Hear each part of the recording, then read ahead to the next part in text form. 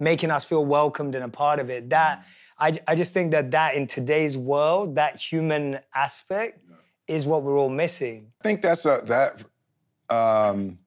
is a part of my DNA, you know, part of it from difficult aspects of my childhood.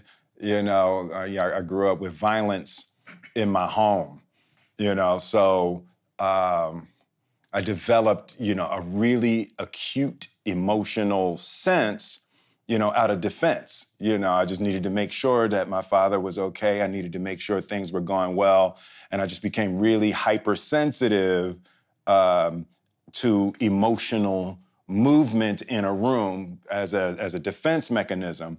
And then as I, you know, grew and as I started to develop that, you know, that heightened sense that started out as defense, as I settled down and, you know, came into a deeper understanding of my power and my desires in the world, it was easier to connect to people in a loving way. It transferred easily from a defense mechanism to an ability to love and care for people. That's amazing, though, that you were able to process it positively. Yeah. I feel like we're living at a time, we've talked about this before, that our childhood experiences form our adult desires. Absolutely. And I feel like now people are starting to hear that in the conversation where they're like, oh yeah, because this happened with my parents. Yeah. Now I feel like this.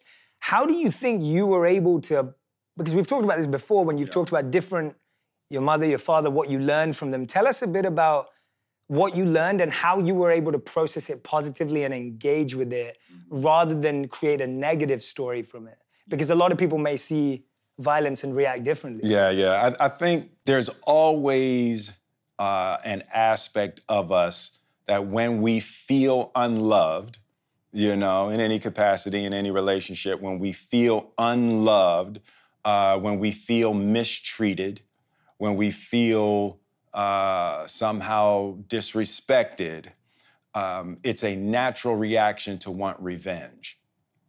And I think that's what happens with most people, specifically in our most vulnerable stages when we're children, and we haven't done anything to deserve that kind of treatment. It's really hard for the ego to not click into revenge, you know? And, you know, once I discovered that mechanism, once I saw that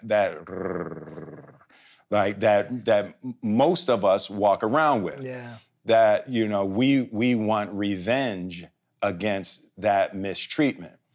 It's a little piece of that with all of us.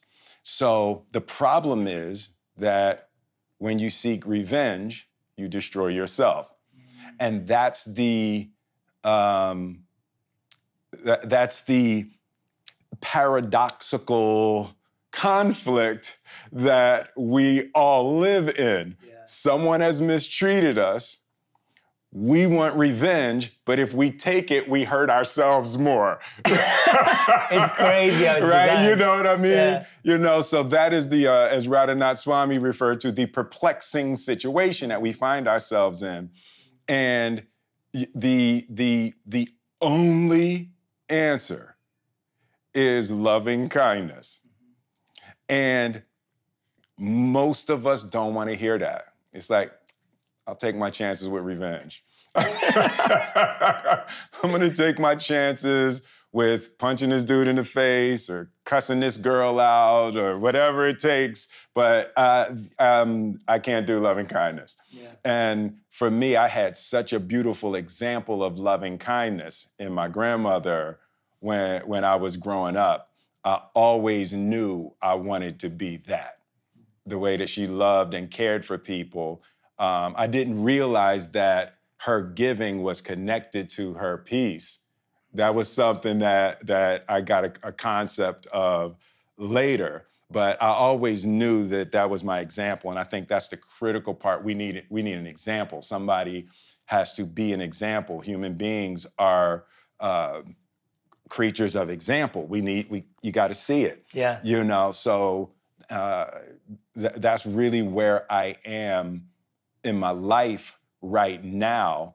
I want to show what it looks like to be loving and kind and giving and forgiving. And I just want to model those virtues as best I can.